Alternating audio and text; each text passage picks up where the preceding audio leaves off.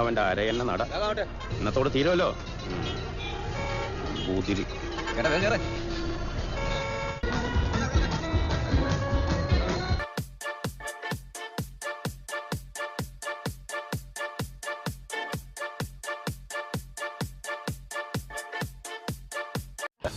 ഈ വ്യവഹാര ലഹരി എന്ന് കേട്ടിട്ടുണ്ടോ?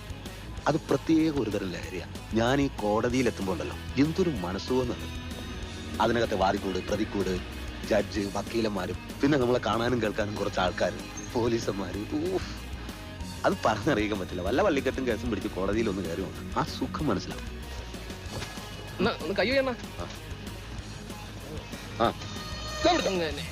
അണ്ണനൊന്ന് കൈവച്ചപ്പോ പുഷ്പം പോലെ. I say, yeah, buddy, rolling like a big shot. Chevy tuned up like an NASCAR.